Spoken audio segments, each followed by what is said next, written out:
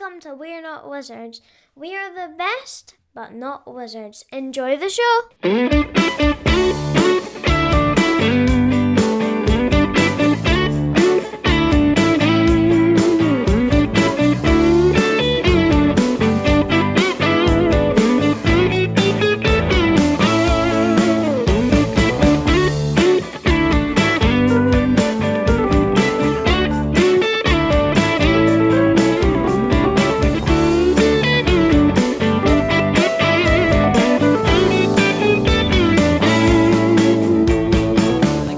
Toffee, but toffee had a strange taste because it tasted like kind of, it had a kind of a strange taste to it. It didn't taste like toffee. It kind of like tasted toffee that had gone bad. It was almost like it, but okay, all right, getting posh now. Butterscotch. Angel to like be posh. Right, welcome to We're Not Wizards. My name's Richard. I'm joined by Dave. I'm joined by Gemma. We're going to be nice. It's like when somebody says, look, everybody else knows you're an idiot, but you've got a chance to not present yourself as an idiot to somebody new.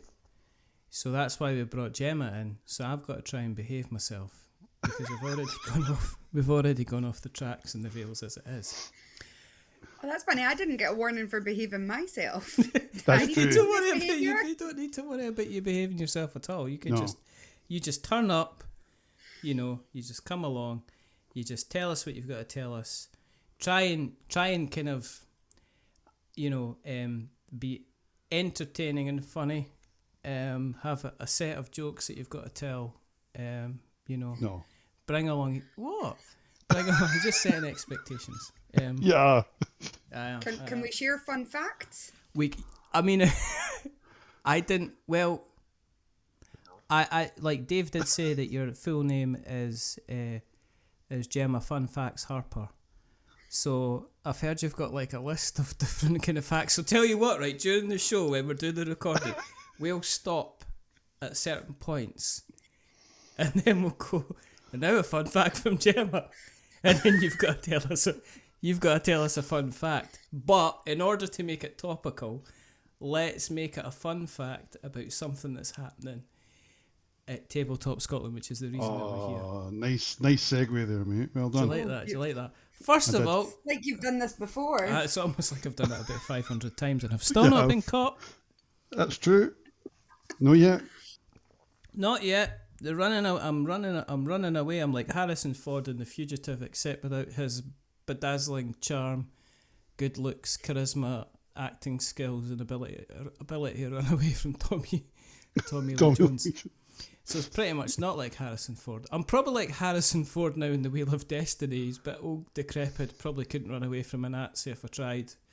That's where we're kind of coming from.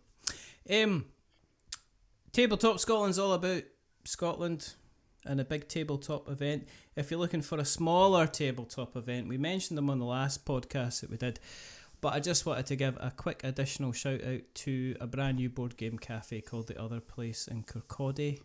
Yes. I don't know if you lovely people have been. I was there the other weekend, and it was quite a nice little venue to go and hang out. Where Simon's been, I think, isn't he? Well, of course they have. Yeah, I think Simon's been.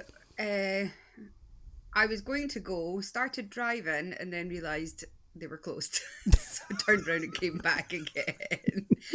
Thankfully, I hadn't made it too far, but yeah. It's like one day off during the week. And it was it's not had worse.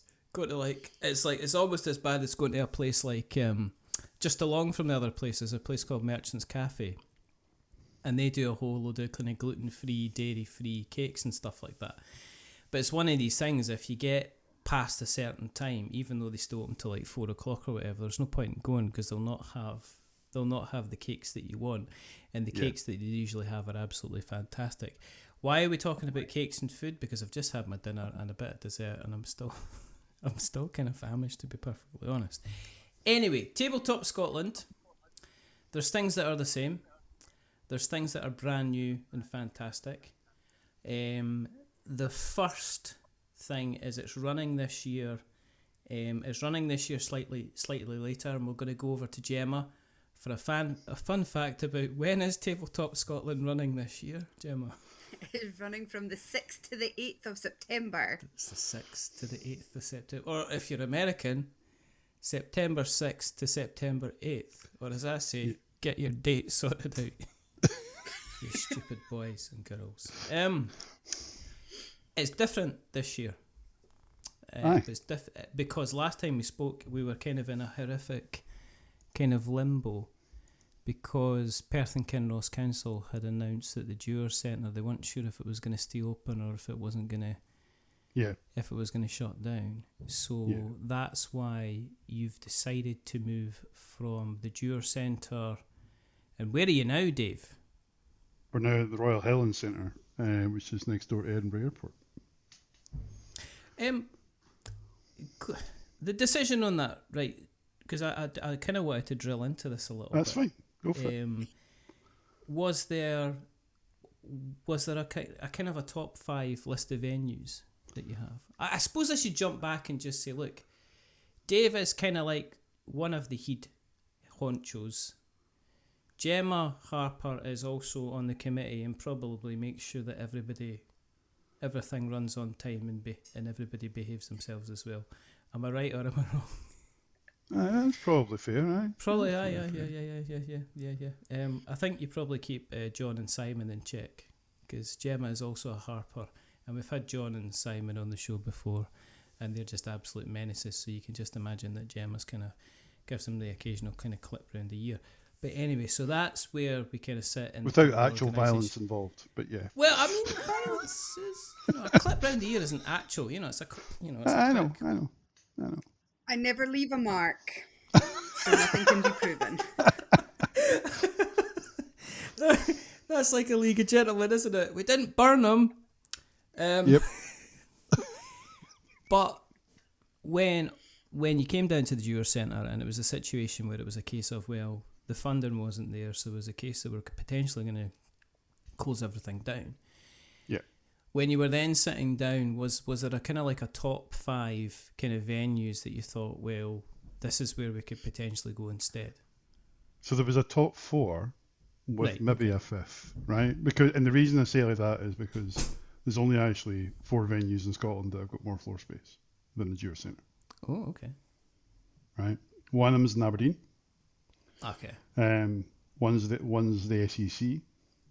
Okay. Another one is the other one's the EICC in the centre of Edinburgh, and the other one is the Royal Helen Centre. The kind of 5th, Stirling University have the Sport Scotland campus on their campus, but that would have been a split site, multi-contract, and the university really isn't that close to town.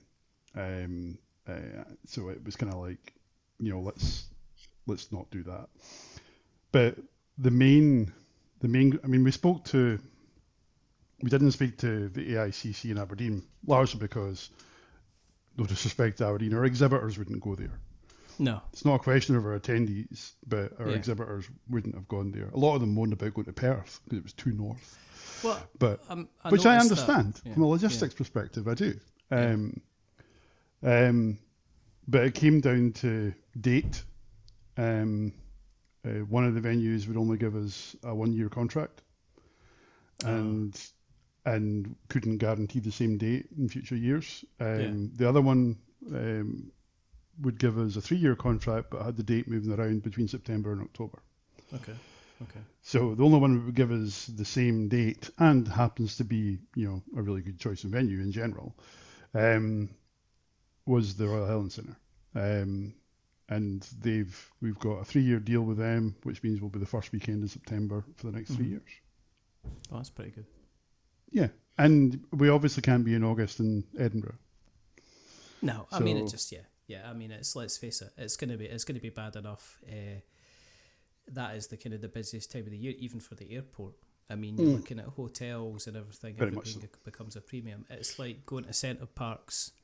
The difference between going to Centre Parks in kind of August 10th and going to Centre Parks on August 20th is usually about 500 quid in terms of how much it kind of charge is.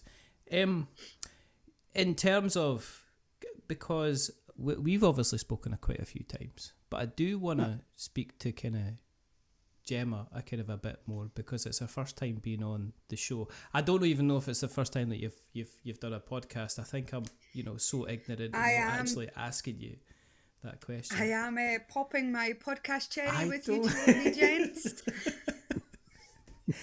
Yes, okay.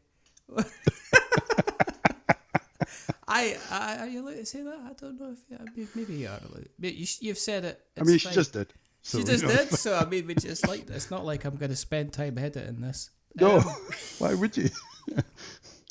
In terms of we're going to talk about obviously your involvement in Tabletop Scotland, but just a quick background on yourself, because I'm always interested in the kind of the people behind the games, the organisations and stuff like that as well. Yeah, so I'm married to John and Simon's sister. So I'm an in-law. So chosen to be a Harper. I Chosen. chose to be a Harper, but Oh my goodness. there was definitely some flaws in that contract. When you met your wife, did she keep John and Simon hidden from you and wait until the kind of the wedding day and then kind of introduce them like, here's my two brothers. You're kind of stuck with us kind of now. Is that kind of how it kind of 100%. Is that how it kind of worked? 100%. Really? It was kind of like they dug the pit, covered it with branches, and then they had them at the instead of a pit full of spikes, it was a pit full of John and Simon instead. And do you wish now maybe it was a pit full of spikes? Some days. But in terms of like the tabletop scene then, I mean, where did you kind of like first kind of cut your teeth? When did you get interested in the hobby yourself? I mean, I guess it's the classic millennial, grew up playing Monopoly, Scrabble, and all of those starter games, and then nothing. And John and Simon, they would always talk about going to Geek Club on a Friday, and then never my thing, never interested. Yeah. Slag them off for it to their face. And then the first tabletop happened, and it was, would you volunteer and help? And I'm like, I need to make sure I watch my words. And I didn't know what I was helping out with, what was expecting Right. Okay. at all, and what it was 100% different than what it is. Were you expecting kind of like a venue that needed kind of more deodorant and friends? Basically, is that That's kind the of what polite you were way to kind of put expecting at the time? Yes. Yes, that's what I was expecting. But then what I saw were families and kids, and actually that demographic that I thought it was actually a very small amount. And it's now, families and white guys with beards. Yeah, that's the stereotype after all. It's the stereotype, and it's absolutely true. And it's the white guys with beards bring their families, and everybody has a great time. Yeah. So was your kind of journey into the modern board games kind of started around about the time you were getting involved in Tabletop Scotland, would you say? Yeah, so the first year I was not into gaming at all.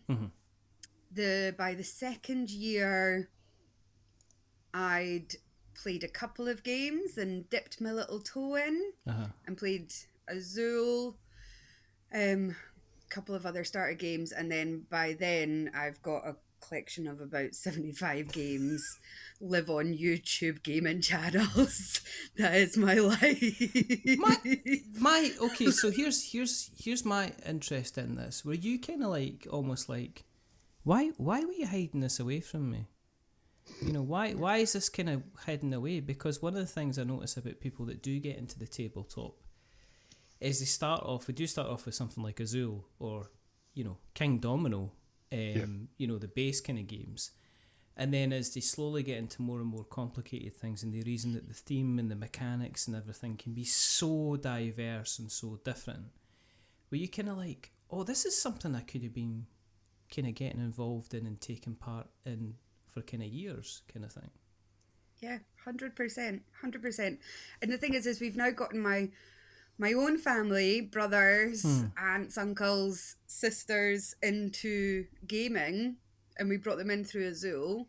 They've come to tabletop, absolutely love it, and we now have every Friday we have family game night. I drive up to Perth every Friday and we play games. What's kind of hitting the table at the moment? What do you have? What's the crowd pleaser? So if somebody came along and they hadn't played games for the first time, what's the kind of the casual game that you would get people to the table with that you think, yeah, this is a winner every single time? So Azul Summer Pavilion is definitely one that I think everybody clicks and go. It's easy to teach, it's fun to play, and you can have different strategies every time you play. So I think that's what's a really good hit. Although we're kind of a bit, I don't know, snobby's not the right word, but we don't play those gateway games anymore because we're like, ugh, we've played them that much and they're that easy. So the latest ones that we've played a few times is Lost Ruins of Arnak. Oh, yes. Loving that right now. Yes, I'm playing that on BGA. Yeah. So that's a really good one. Wormspan, another one. The problem is my sister-in-law has analysis paralysis. So she's a nightmare to play games with because she just takes forever. Yeah. Yeah. And But we just can. Ark Nova was one that you really got into for a while as well, wasn't it? So that's Vicky's favourite game. I bought it because I liked the box. Yeah. I liked the picture. So it was like, oh, that'll be fun. I read nothing about it, but loved the box. And then Vicky's gotten into it. And yes, I enjoy it, but it's not I'm not into that heavy a game. It's not mine. So what puts you in your kind of your Venn diagram of your kind of your happy place in Gemma? Is there a particular mechanics that you like? Go, yes, let's get this to the table and give me tons of it. What's the kind of thing that makes you kind of smile and say, yeah, I want to play this as much as possible? Worker placement, resource management, all day, every day. Give that to me. Have you stepped into the world of viticulture and things like that? Is that on your playlist? No. You've not played viticulture? You should. Oh, you should. Let me find a YouTube video about it and then I'll Oh, bother it. It's Stonemeyer's kind of classic. It is literally one of my favourite games, kind of all time. It's pretty much, as far as I can take like a table of 5 players who have never played it before and get everybody kind of playing and kind of feeling that they've kind of grasped the base mechanics and it's making wine, and it's got such a lovely table presence. It's completely you're making wine. You're making red wines, you're making white wines, you're making blush wines. You're making little sparkling wines as well, and you're basically planting grapes, harvesting grapes, making the grapes into wine, aging the wine, and then fulfilling orders. And you basically play, all you do all the time is just place workers, manage your workers, and get more workers, and you play across a summertime, you play across a winter time. It's just... It is. And what's that called again? Viticulture. Viticulture. It's currently in our storage unit because it's going to be part of the library. My copy is. So, if you want to go and learn it between now and the con. I've got a key for the storage locker. It's about to go missing. If you come along to Geek Club for one of the Fridays, we'd sit down and we could have a huge game, because usually I normally play it with about 4 or 5 players, because that's where I think everybody kind of works pretty nicely. There's a bit of RNG with regards to you get cards, you get winter visitor cards, you get summer visitor cards, and they can provide you kind of like different effects and stuff like that. But it's kind of, yes, I'd wholeheartedly recommend kind of checking out kind of viticulture. So going back to Dave, because I don't want him sitting there going, I'm quite happy sitting here. He's ignoring me. He's absolutely ignoring me.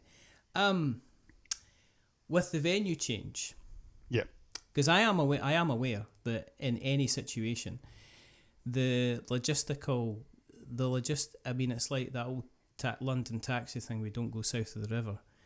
But in terms of kind of like Edinburgh as a logistical happening, was it? Yeah.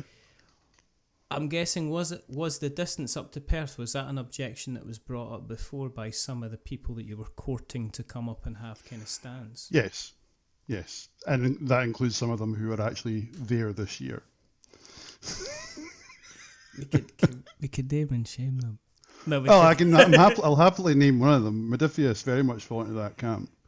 I have the luxury of being friends with people who used to work at Modiphius over the years, and each year it would be, so he's coming.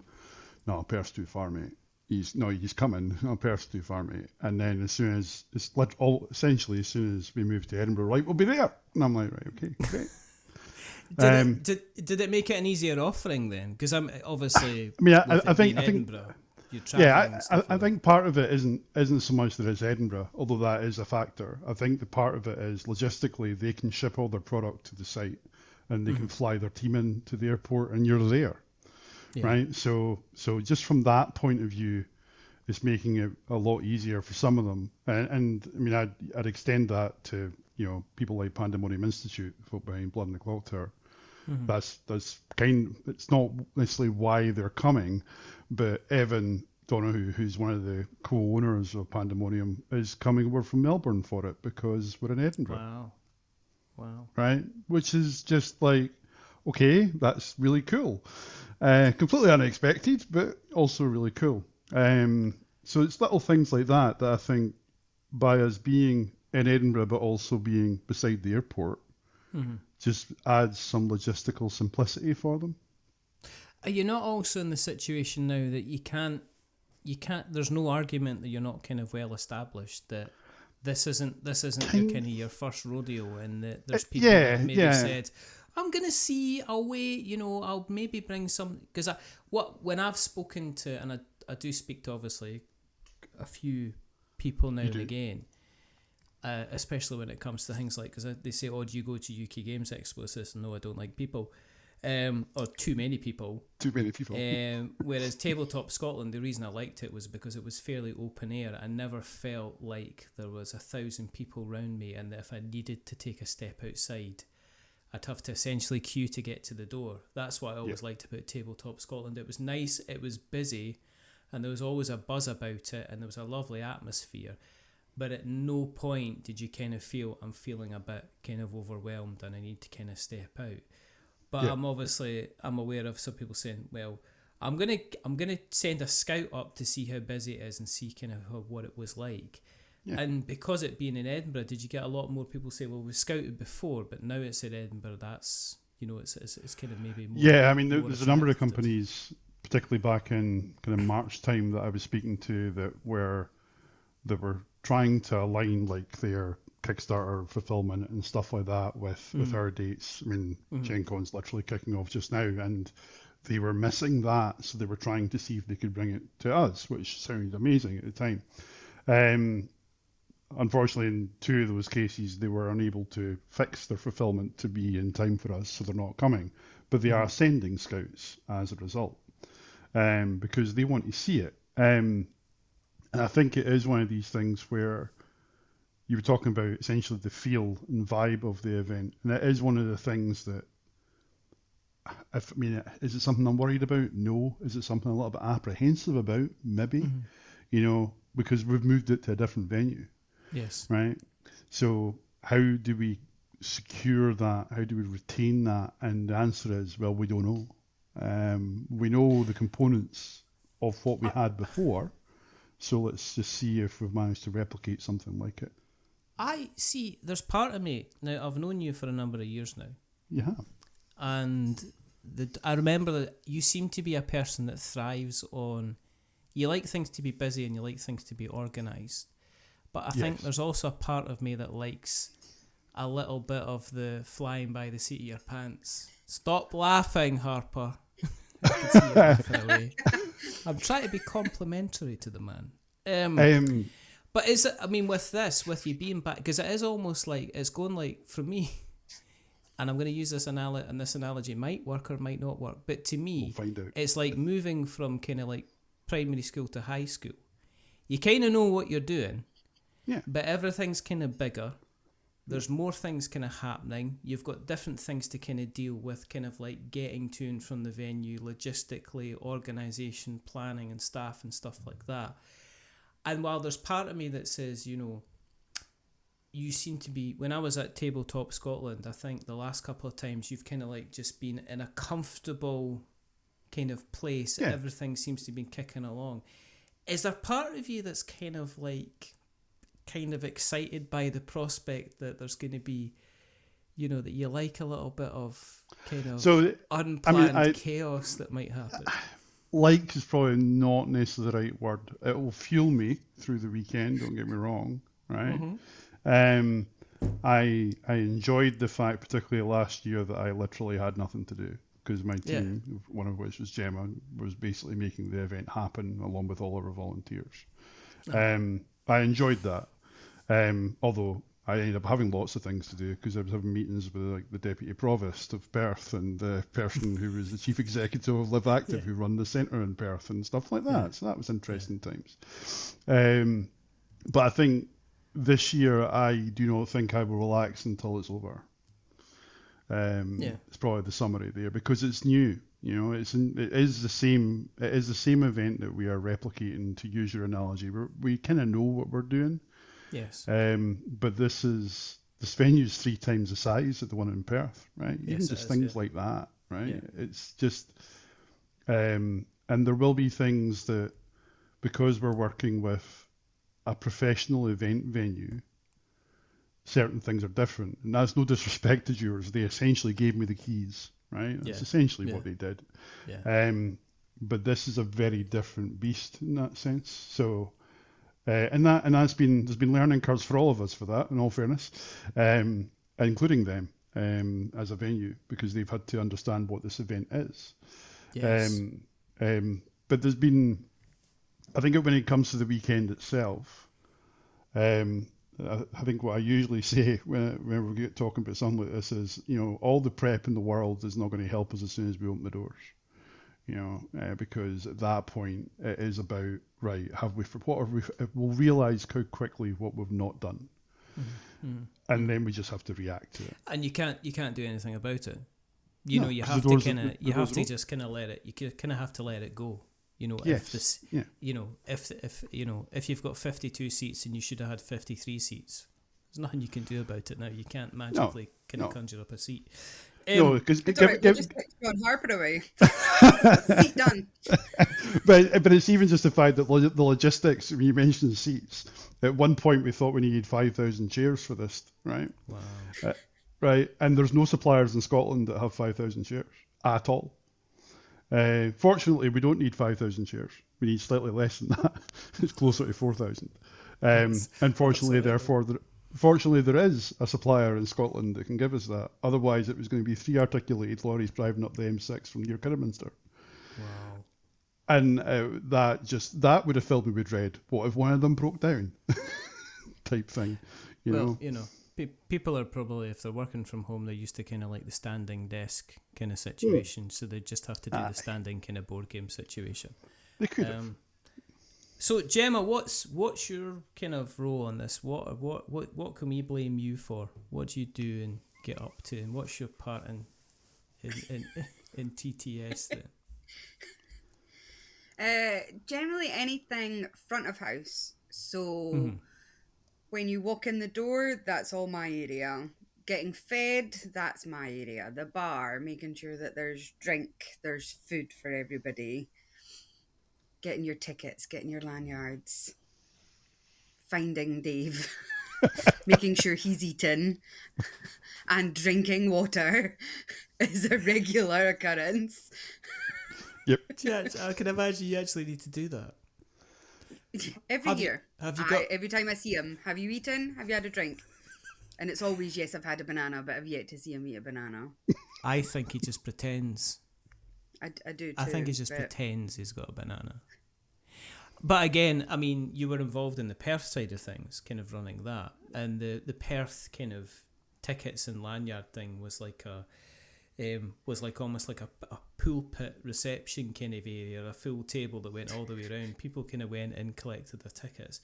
This is going to be a bigger venue that's going to have, I'm guessing, is there different options with regards to people kind of, are you changing the kind of the ticket system? Is there changes to lanyards, anything like that? Are you still kind of run from the same system? Because I'm guessing that the Royal Highland Centre went, look, you can do X, Y, Z. You could have everybody with like these little electronic kind of bracelets, but they're like £6 a person or stuff like that. So or did you just say, Weirdly, they didn't. That was not an area of the planning that they were interested in. So we have largely replicated what we've had before, and once again, we've had support from Expo to do use their lanyards, which is the logistical support they give. But how people get in, I'll let Gemma cover that bit. So there are 6 turnstiles that you will walk through. Mm-hmm. So one large one for accessible customers, people that need extra space just to get through for whatever reason. They're there. We're then going to have 4 for people who have pre-booked their tickets and collecting them just like they always have done. Say the name of who they're booked for, and then off you go. And then 2 at the end for anybody that hasn't pre-ordered their tickets. Then they'll likely have a longer queue because there's only 2 turnstiles for them that they can buy their tickets on the way. What will be different this year as well is we're only going to hand you your paper ticket, and once you're through the turnstile, a couple of steps up, there's going to be an area for you to collect your own lanyard and put your ticket in your lanyard. Right, okay. I'm not doing it for you this year because that was hours upon hours of my time that I just don't have, so you can lanyard yourself. Go lanyard yourself. Yes. That's the title for the... That's the title for the episode. Well done. Tabletop Scotland. Go lanyard yourself. Go lanyard yourself. In a broad Scots accent. in a slight broad Scots accent. You mentioned that you're responsible for keeping people kind of fed and watered. One of the big hits of Tabletop Scotland was the food trucks. If there was one thing that I heard people kind of wax lyrical about, was that yes, you could go up to the Dewar Centre and you could have various plates of chips. But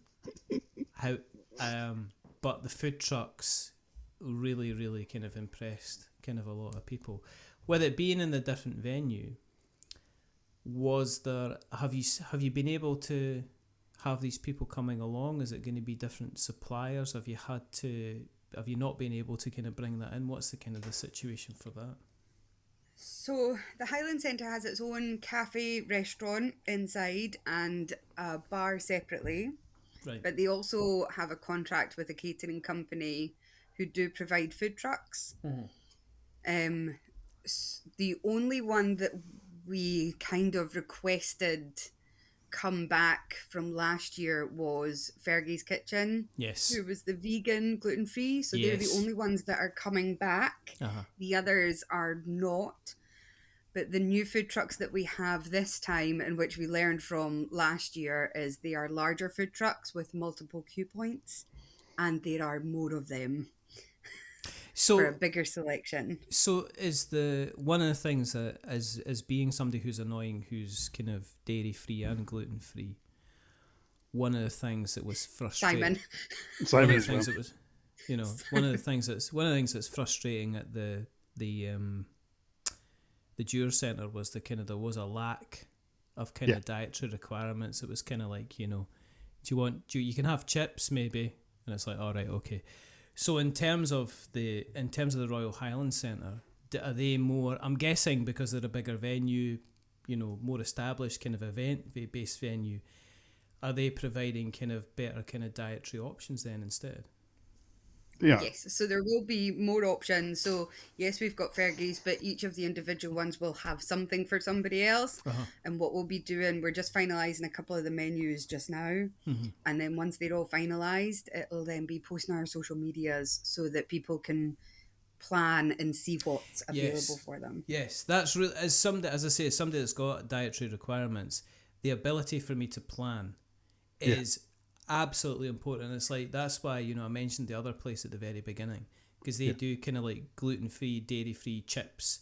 They don't have a huge exhaustive menu, but they make sure that everything's marked up. It's like the Merchant Cafe, everything's marked up. If I know that something's marked up, it's almost like I've got certain, and I sound like a nervous wreck, but I've got certain anxiety boxes when I go somewhere. And if I know that one of the things, if I can go there and I can tick off that box that says, look, if I want to get something to eat, I can get something to eat. I don't have to worry about getting ill afterwards, because it'd be nothing worse. You can imagine nothing worse than gearing up to go and spend a couple of days at Tabletop Scotland, and then you get halfway through the first day and you've got to go home because the chips and vegan cheese, they're using the bread knife that they cut the loaves with, and they spread the kind of the real butter on, you know. So there's that kind of thing. And it was kind of one of the things that was a factor before we made a decision to move, was we recognised the remote nature of the venue, shall we say, compared to Jura's. Jura's, you could walk into town, you could walk to Morrison's, you could walk to Majestic Wine if you wanted to. You know, you could do all sorts from there. Not that anybody did that one, obviously. But the first conversation we had with the catering supplier was really interesting, because they thought, because of our projected attendance, that we would only need a lot less food trucks, shall we say, than what we actually have. And then we explained, you know, no, we had 4 in Perth, and it wasn't enough.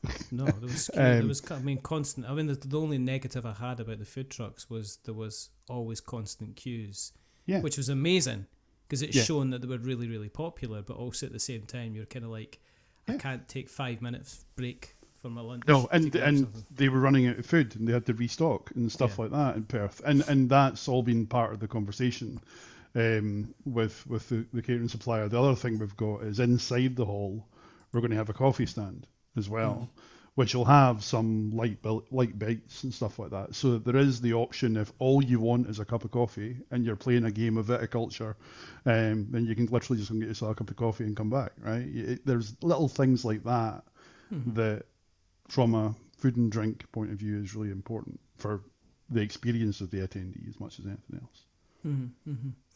In terms of moving on to the bigger stuff, because it's like we can talk about the food, we can talk about getting in, but when you're in there and when you start playing stuff, in the past you've had, well, I mean, last year, for example, there was a smattering of retailers.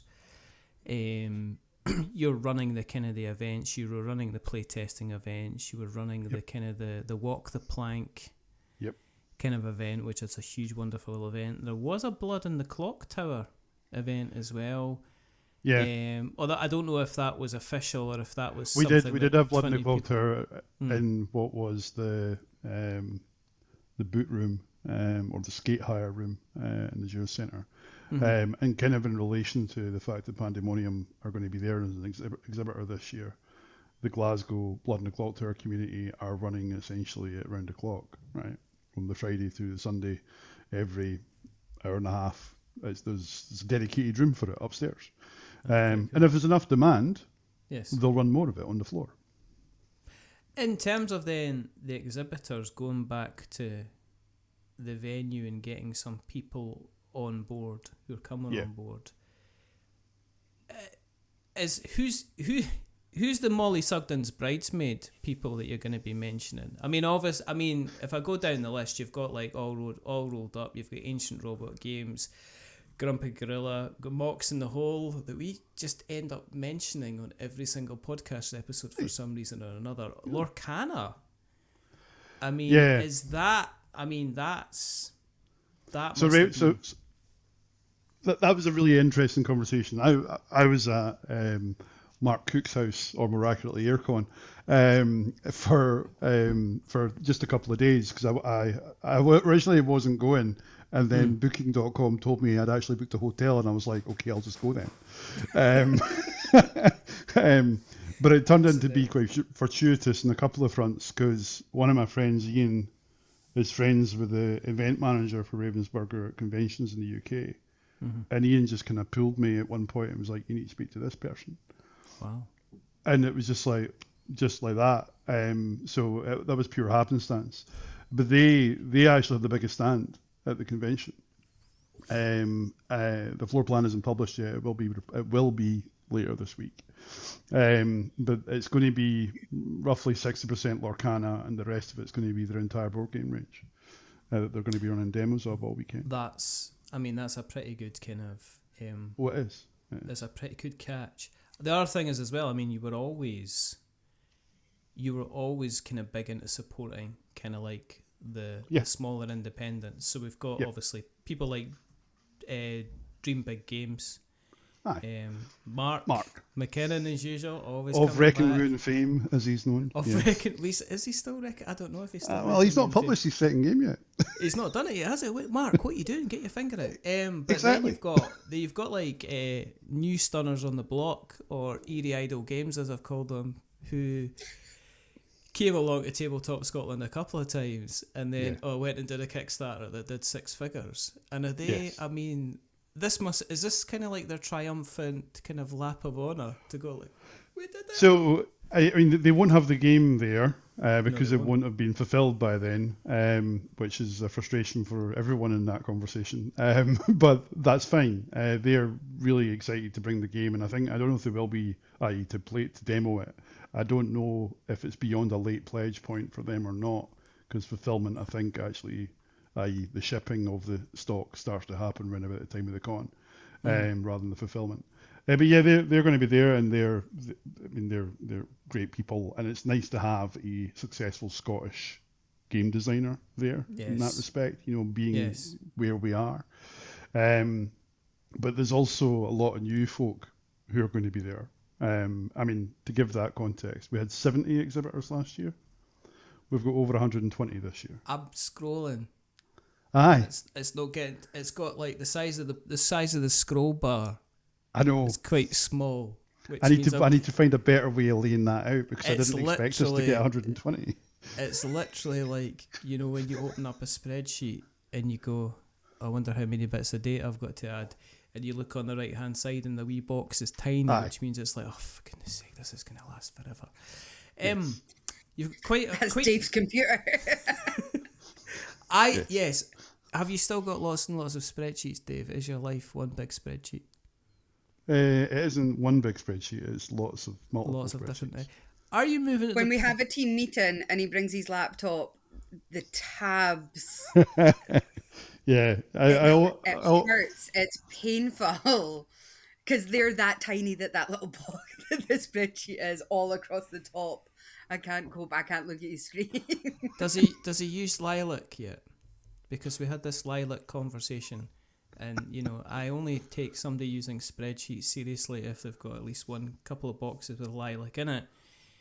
Have you got through your Lilac disgust, and have you embraced the lighter shade of pinky purple? Is what I'm trying to ask. I'm still largely using red, amber, green. Right, that's just no good to me at all. I know that doesn't make you happy, and I'm sorry rubbish. about that. Gemma, anyway, moving on to somebody more interesting who potentially might like Lilac. Is there any companies that you're looking at that you're going to go, oh, I can, I'm interested in going and see these people? Any kind of name? Because are you still in the thing where you're going like, well, don't know who they are, not sure who they are, not sure of the games that they are? Are you kind of like, are you going to be like kind of going into a candy store where you don't know the delights that are around you until you go around and kind of sample them? That must be an exciting prospect. Yes, is the short answer to that. There's a game that I got last year, Water's Edge by Catherine Hargreet, and she was there last year, but I didn't know her then or know her game, but I do now. Yeah, and I am so going to be fangirling and be like, "Excuse me, will you sign my game box?" Like, I got the big box with all the expansions in it, and now I'd really like her to sign it. So what we're going to see at some point is like her running through the hall and you chasing after with his Oh. game box in hand, going, go just sign it, or just turning up. Yeah, 100%. It's like that thing where you kind of approaching people like this, going, That's great That's what I radio. did last year with his last name's totally gone out of my head. John Harper, Bang and Twang. John Hodgson. John Yes. Hodgson. Oh, there you go. For I handing- fangirled at him last year and Aye. got him to sign my box. He wouldn't sign my bra, but he signed my box.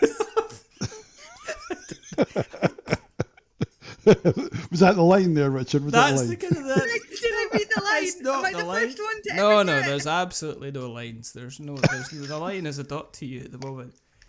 So I don't believe think in lines. signing, no, obviously not. As we've shown in the last kind of couple of minutes.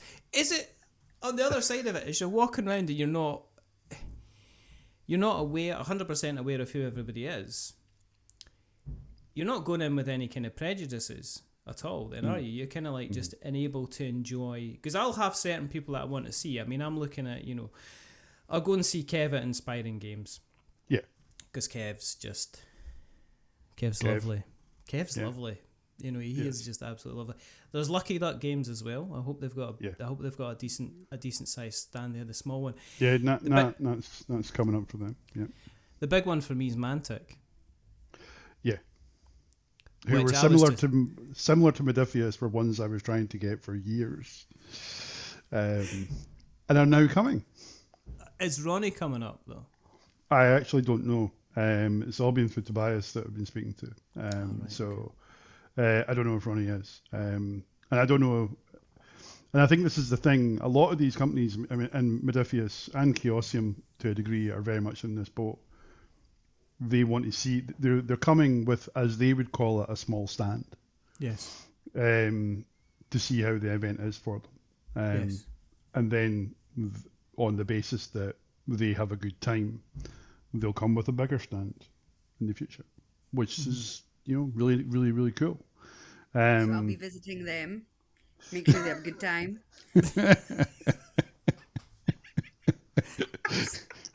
There's the line again.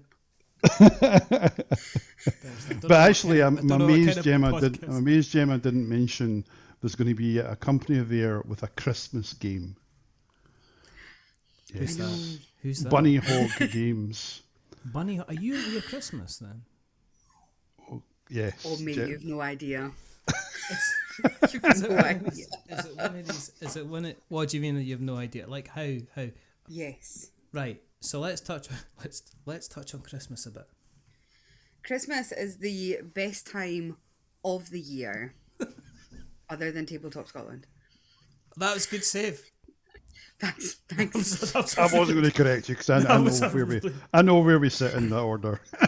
I know Christmas is first. Bunny So Hog I personally feel that once Halloween is done, Christmas is Mm-hmm. fair game.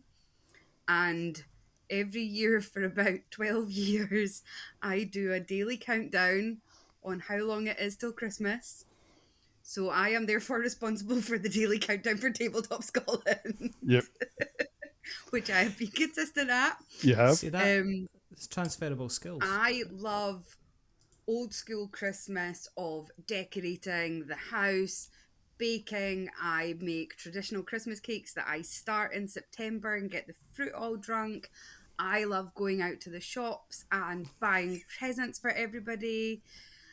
I just cannot get enough of Christmas. There's movies, there's songs, everybody's happy, and no Grinches near me. So this is why you're excited. Is this naughty or nice? Is this what you're excited about by Bunny Hog? Yeah, when Dave showed me the application, and I just, yes, they're coming. I don't care what they do. There's a Christmas game, automatic yes. Come on in. Regardless of what it was. You're just Who like cares, that. No, they've Christmas? got to be here. No, they have to be here. So ideally, you'd want Tabletop Scotland at some point to do like a Christmas special. Oh, Tabletop 2025 is going to be out of this world. Oh, do you know, I might even decorate the turnstiles this year, Christmassy. Have some tinsel. Have some trees. I mean, technically, what you could do is you could creep the actual event day further and further along. So, okay, this year it's the 6th to the 8th of September, but next year it might end up being the 16th of September because of unforeseen circumstances that maybe you helped cause. And then you give it a couple of years, before you know it, you're 13th of December and you're like, you're home. That's it, you're home dry. And it could be, the TTSmas, basically. I mean, this is what we're talking about. I like what you did there. TTSmas. I mean, that's what it would kind of be. Sticking with yourself, Gemma, then, from an event organisation point of view. Now, I don't know what you do in it as a day job, and I'm not going to ask you because I like people to remain mysterious and anonymous, and also I'm not interested. But at the same time, is this something that you're kind of like? Is it kind of sit alongside you, kind of like what you do? Because I know that Dave's involved in kind of a bit of project management, so what he does is he gets paid to work from whatever 8:30 till 5 o'clock in the evening, looking at spreadsheets and organising stuff, and then what he does is he has dinner for half an hour, and then he opens up his laptop in his house and he goes back to looking at spreadsheets and organising stuff. And I guess my question for you is, you're obviously involved in the event organisation stuff. Is that in any way close to what you do as a day job at all? It couldn't be further away from it. So is this kind of unlocking skills that you thought I didn't have? Does it kind of help kind of build confidence in other skills? Kind of say, well, I've got a skill set here I didn't even know existed. I've been able to develop. Because absolutely.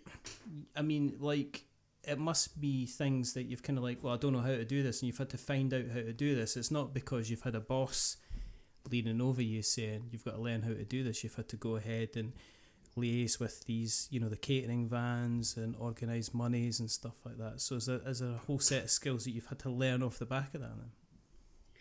Yeah, I think starting off with a volunteer and then being asked to join the Yellow Top team, and then the first year was just kind of, this is all brand new, so give me a job, I'll go and do that job. Which is what happened. And if I needed help and support, the rest of the team were absolutely there to provide it. But I just kind of went off and ran with it. This year, because I've already done one, I felt like I could take on more, and I was more comfortable in having those conversations with the food trucks, with the catering company. Right, do we need to take care of X, Y, and Z? And just off I went. And then again, it's using the team and the rest of the guys to be like, this is where we're at. Any input, any thoughts? But I'd really already made the decision. I just needed them to agree with me. But I just like to make them feel involved. It's just so that if this goes wrong, then I've got other people that I could say, well, they said yes as well. Yeah. 100%. They totally agreed with me. Which is why... Yeah, it's not giant walks the plank just for Gemma. Exactly. If I'm going, everybody's going. Which is why when we thought the fire juggling next to the board game site, the board game rental centre, it didn't work out. And I'm sorry about the ashes, but, they all said yes as well, kind of thing. In terms then of kind of like... Are you then saying, well, actually, I've got these ideas I'd like to bring to the table. I'd like to think we should do this. I think we should do that. Have you found that you've been kind of more involved as opposed to kind of being reactive and kind of doing stuff that you're told to do or asked to do? You've been kind of more kind of like, well, I think we should do this. I think we should do that. I think we should do the next thing, kind of thing. I don't know the answer to that question. I think you've felt and you have been able to give more input into conversations in general. So even if it isn't an area of responsibility that you have, you don't, it's not a question of you hold back. That's not the phrase I'm looking for at all. That doesn't sound like me. But it is the sort of thing that you would, if you have an opinion or you want to share your input, you share it, and I think that is important. But I think it's also the thing of, there are certain things that largely only exist in my head, which is a problem that at certain times of this year has actually been quite highlighted. But it is the sort of thing where the more we do it, and in theory, we're not going to move to yet another venue in the next 3 years, he says. So it's the sort of thing we will all learn how this venue works for us at the same time. Whereas a lot of it beforehand was all in my head. And there are still things that are. But that's fine, as long as, other people are still there. We're working. Gemma and the other John are the two that do keep reminding me that, actually, Dave, you actually have a team. Yeah. Is it John Laurie? Aye. You're talking about? Aye. John Laurie, who I'm gonna quick aside, who we're currently in a kind of a Star Wars Unlimited kind of thing, dystopian wars kind of situation. Yeah. That we're going to play some dystopian wars and we're going to play some Star Wars Unlimited. When I buy dystopian wars and when he remembers sometimes to bring in some Star Wars Unlimited, but he's a top guy. I've got a lot of time. I've got a lot of time for John. He's the best John at Tabletop Scotland. I'm sure there are many others who would agree with that. There are many others that would agree with me, and also there's many other Johns as well. In the past, in terms of events, we've already mentioned kind of like Blood in the Clock Tower, the Big Walk the Plank. One of the other things that we had was the playtesting zone, which was run by Keith McLennan. Keith McLennan. He's going to be doing that again, I'm guessing. He is, yeah. Yeah, I was chatting to him earlier today, actually, about the schedule. And that is a chance for people who have games that are in development. It gives them a chance for them to sit down with members of the public to actually play a game and get almost feedback, like a blind kind of play. Yeah, almost. And it also, for people who are interested in game design, for them to see that kind of, because there are people who are bringing their game for the second time to the con. It's evolved since then. Alongside that, and kind of connected to that, we have a game jam running for 48 hours. Right. Okay. Right. From 4 o'clock on the Friday to 4 o'clock on the Sunday. No, I mean, don't get me wrong, they get kicked out when we close the hall. So it's not like they can stay there or anything like that. I can't imagine you did that, just like getting the whip and going, right, come on. Well, maybe not the whip, but we'll just shout at them. I'll have a whip ready. I don't, again. You opened the door there, Richard. But yeah, the game jam is something we've pondered about in the past, and we have the space. So why let's not use it in that way? But we've got an abundance of events. We've almost hit 1,000 seats for RPGs this year across all the slots, which is nuts. Second largest RPG convention in the UK. To me, that's incredible, because I've only just recently finished up my own kind of RPG kind of campaign for Blades in the Dark. So I'm like, I'm not that much into RPGs myself. And then I realised I've been playing one for the last three years, basically. You know, and the fact that, I mean, it's a huge community, and in fact you could potentially argue with the likes of, like, say, Critical Role, that the RPG community is a more mainstream community than the board game kind of community. I think it has certain media tie-ins that the board game hobby doesn't have, and therefore it's probably more in the public consciousness. I mean, okay, until the Monopoly movie comes out and obviously makes us all think about board games, the D&D movie was at least decent. Right? Well, that's the thing though. But if you talk about role playing Dungeons and Dragons, then people are like, Dungeons and Dragons. If I say board games to you, people aren't going to say, people automatically say, "Oh, you mean like Monopoly?" So there's still that kind of, D&D, Dungeons and Dragons, Rangers fighting kind of orcs and stuff like that. Yeah, that's pretty cool. Whereas it's kind of like, "Oh, you mean Monopoly?" And it's like, "No, I don't." No, Start it's running. definitely not Monopoly. Start running. One of the things you used to have was Starship. So we don't have the Starship Simulator. Even though we have this massive building, we only have a certain number of rooms, small rooms that we can put things in. And it was kind of one of those things when we were looking at it, particularly given the popularity of Blood in the Clock Tower, and knowing that could be run round the clock, essentially. Yeah. Whereas Pun intended. Yeah, pun is absolutely intended. But I don't actually think Nigel and Sarah would thank me if I asked them to run a Starship Simulator around the clock.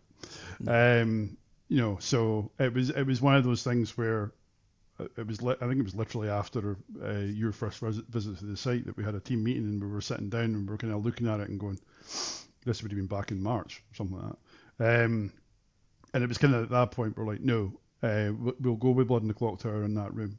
But I have made it clear that doesn't mean it's never coming back. It's just not there this year. Yeah. But we've got a Star Wars Unlimited constructed event. We've got Magic happening on the Friday night. Star Wars events on the Saturday.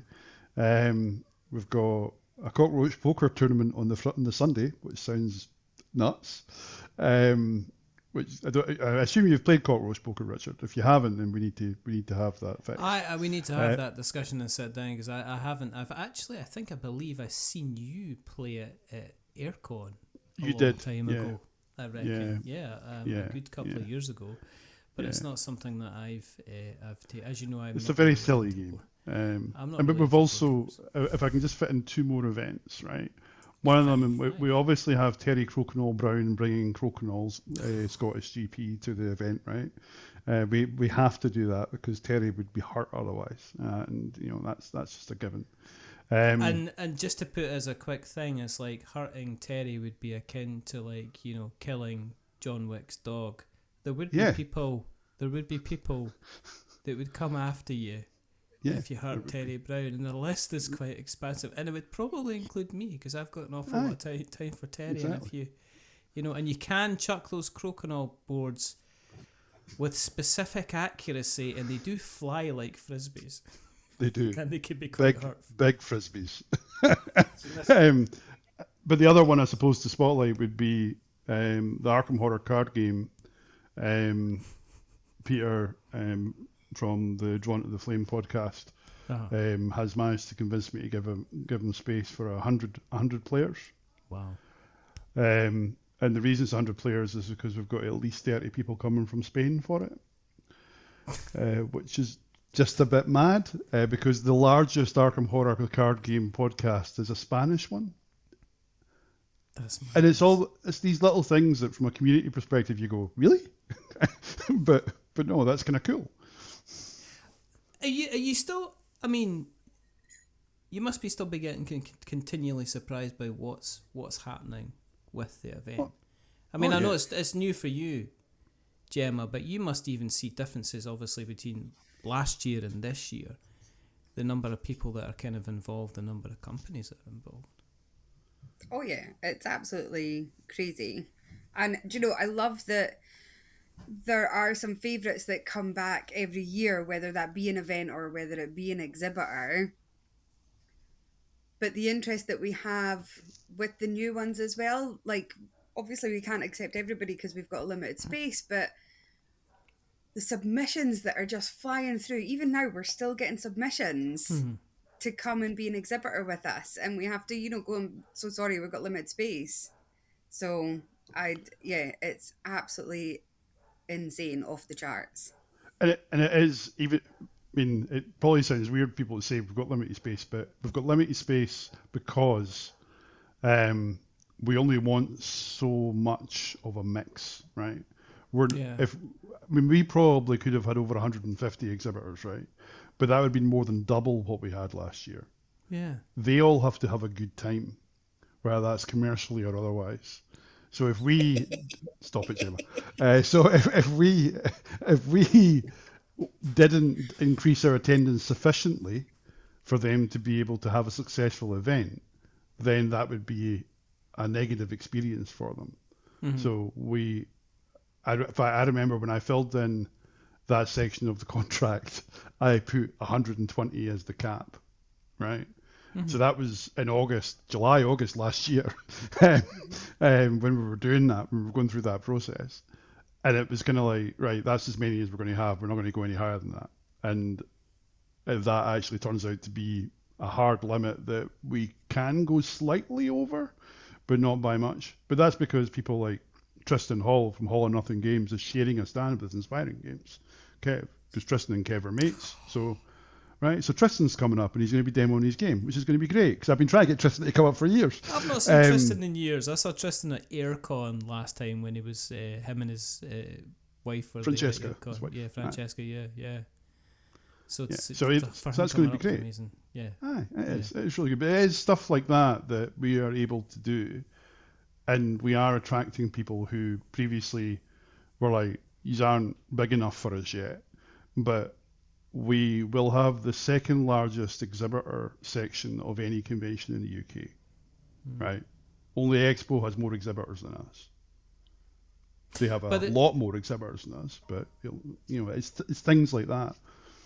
But the other side of it as well is you've got the huge kind of play space as well. Oh God, yeah. And one of the other things I thought that is always been impressive is that, and I did kind of mention this earlier on, is the fact that you can go and play games with other people, but you never feel like you're kind of crowded in.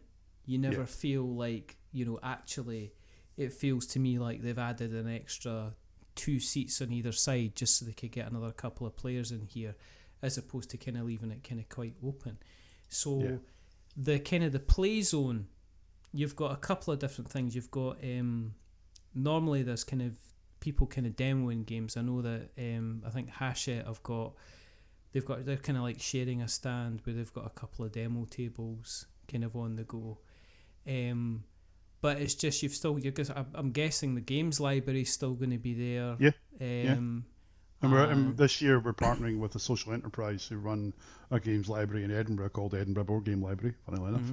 And that's an entirely volunteer organisation, and we were like, well, we're moving to Edinburgh. Why wouldn't we? Type thing.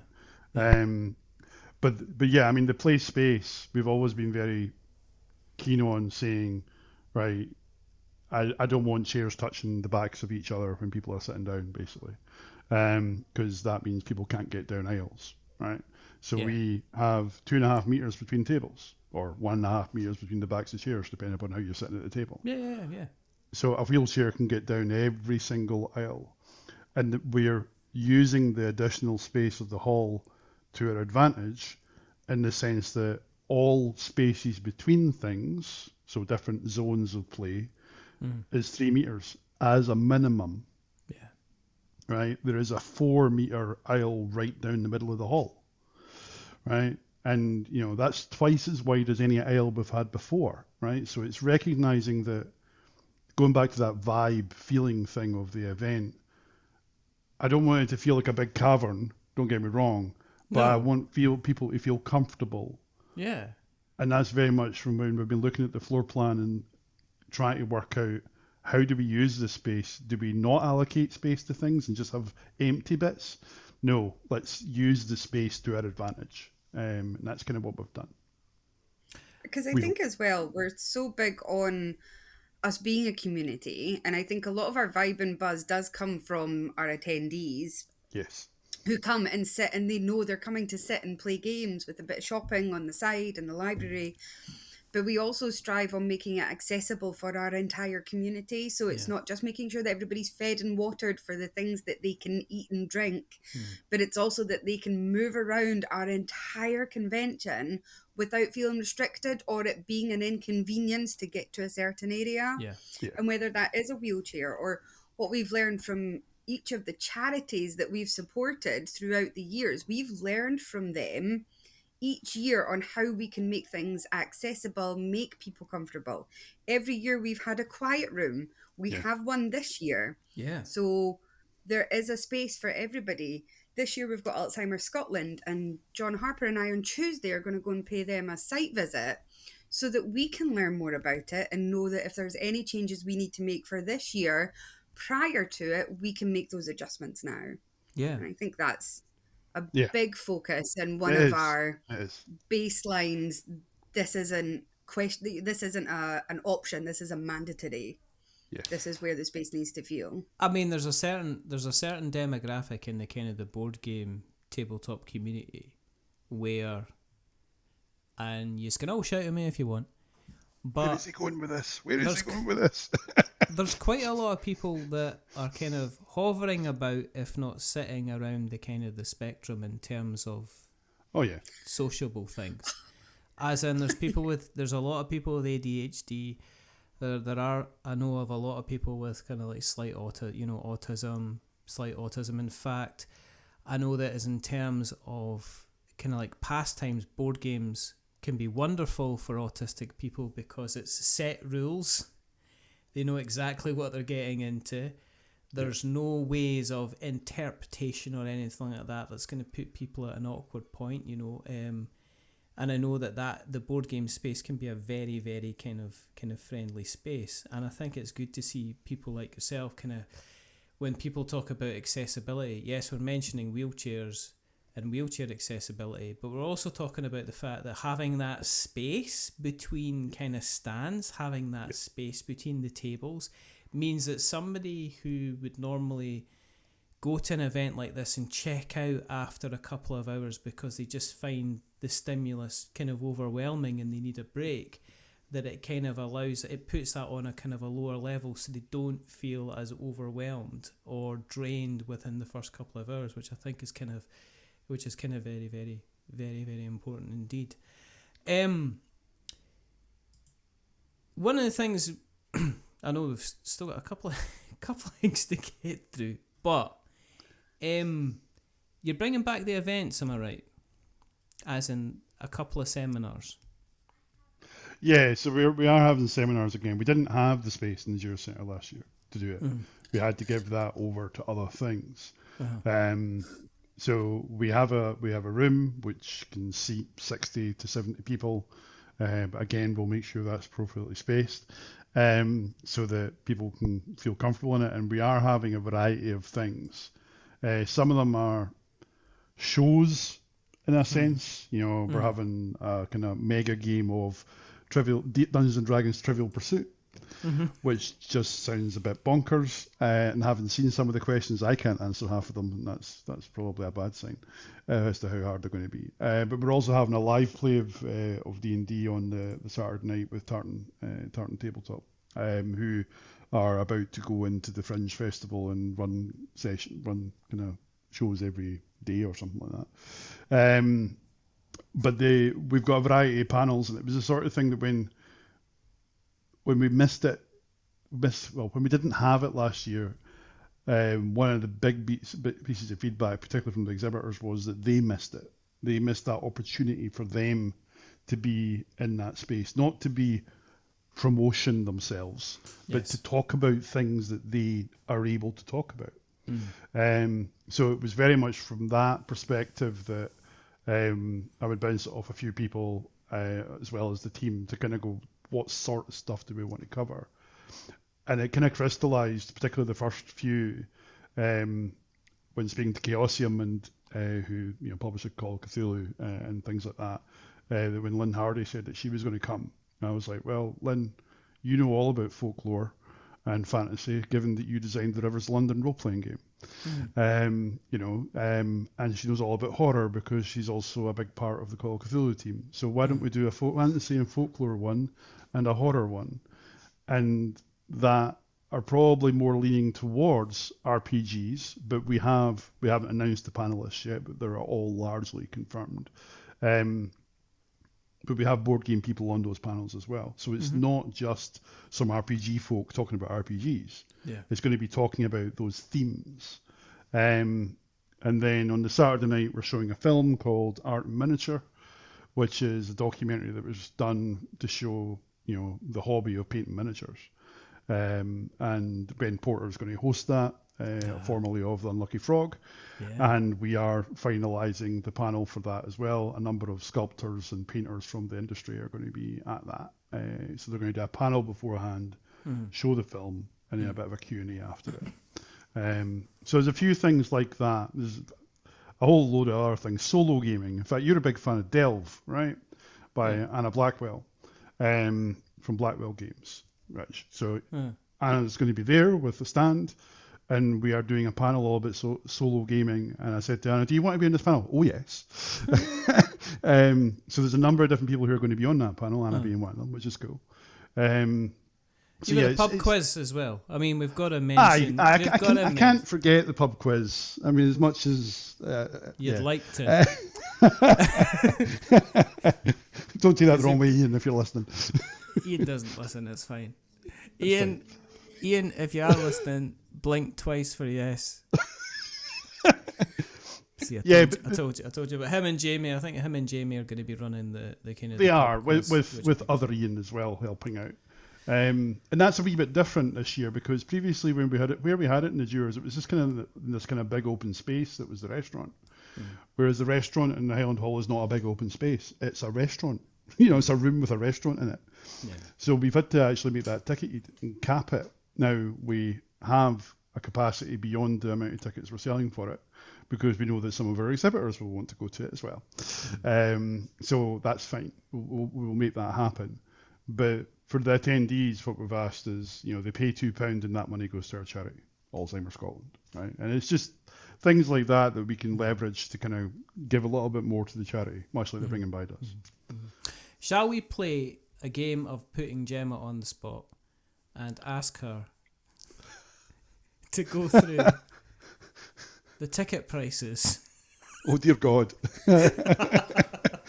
Oh, given that I can't remember them, you can put me on the spot. This is where I'll tell you what, I can do it. I could do it. So, okay, it's, as I say, it's going to be running from the 6th of September. If you want a Friday ticket, it's going to be a £10. If you want a Saturday ticket, it's going to be £20. If you want a Sunday ticket, it's going to be £18. A 3-day ticket, which is Friday, Saturday and Sunday, is going to be £42, and the weekend ticket is £35. Before, and those are the adult prices. We have 11. That's what I was going to. This is what I was. Oh, you're segueing before I get there. This is what I'm getting into, right, and it's just like, it's almost like you know what you're doing. Does he interrupt you when you're talking, Gemma? I bet he all does. The time. All the time. I just keep talking until to win the battle until he shuts up. Right. Okay. As in the past, you used to do kind of like different ticket prices for the younger people in the audience. Yes. So what are the prices for the younger people in the audience? So if we're talking about looking up his computer. young adults, yes. So rather than a £10 for an adult, it's £8 for a young adult. I'm not going to go through all of them. It's basically a percentage saving over what you would have. And as always, 10 and under are free. It's the sort of thing that one of the interesting stats that we've noticed over the years is that 11% of our attendees are under 16 last year, right? Which obviously means they're there with an adult, because that's part of the thing.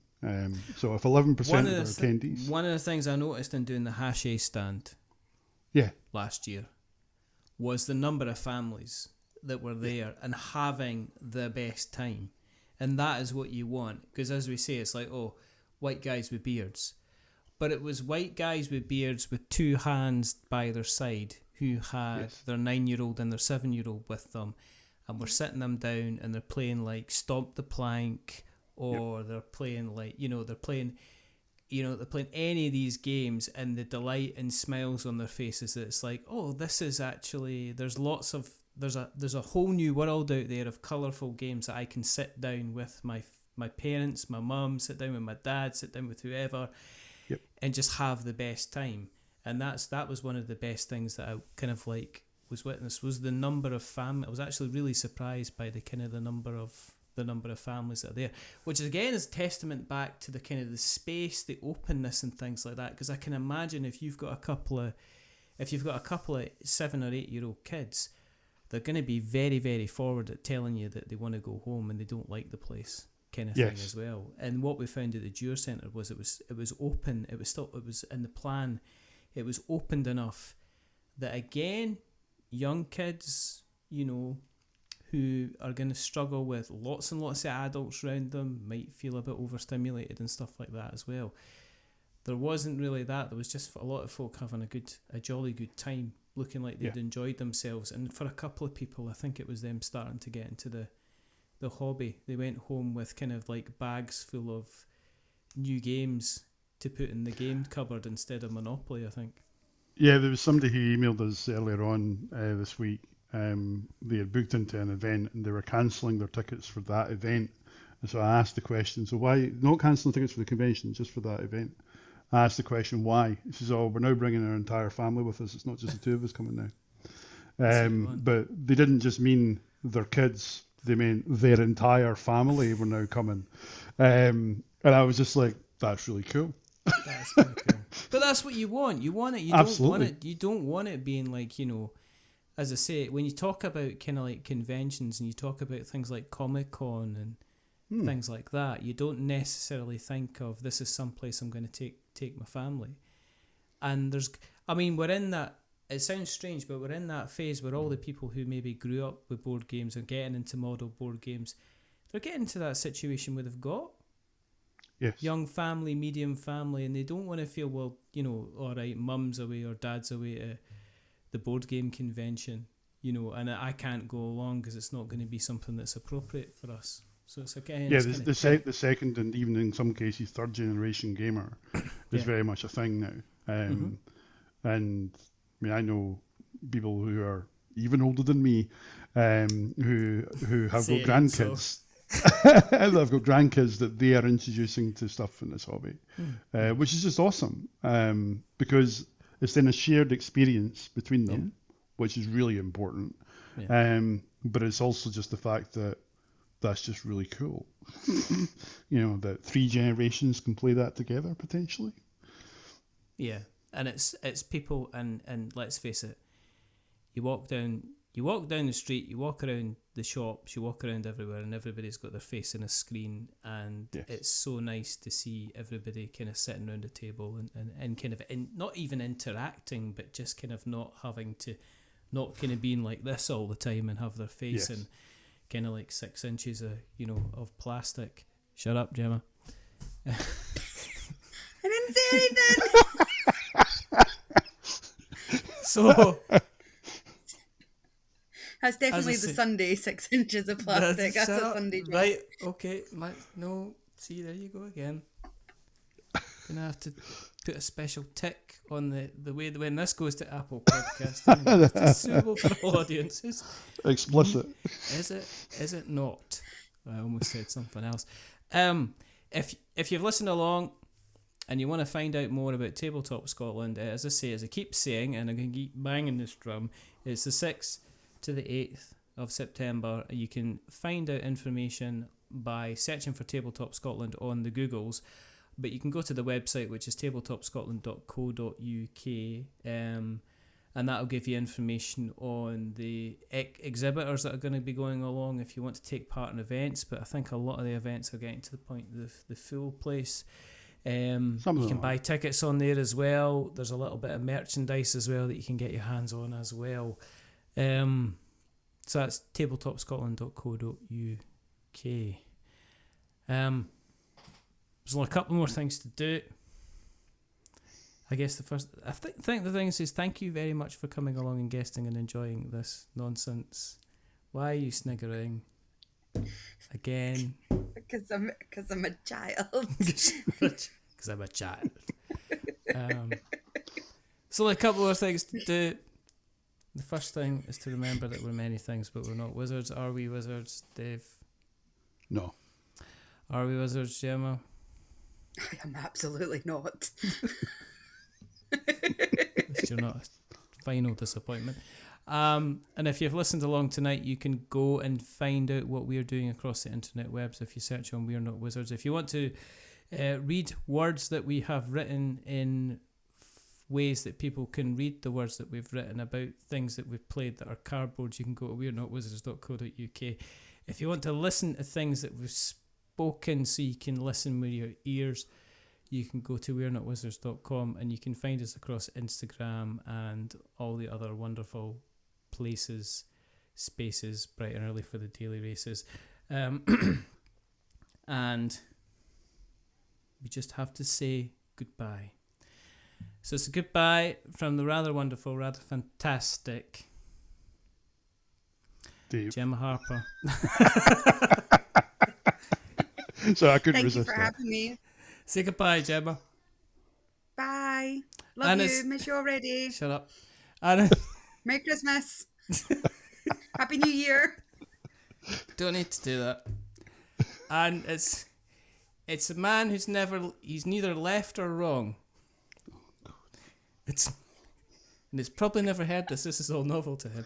No, I've never heard this before ever. It's Mr. Dave Wright. Say goodbye, David. Cheers, Richard. Goodbye, Rich. And it's a goodbye from me. Remember, stay safe, roll sixes, make something awful, and as my errant co-host would say, stay spicy. Stay spicy. But until the next time, oh hi the new! A wizard is never late.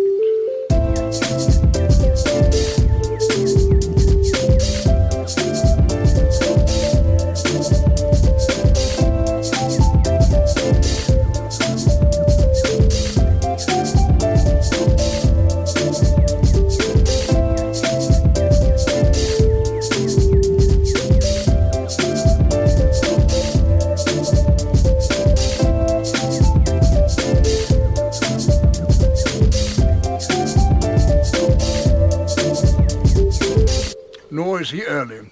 He arrives precisely when he means to.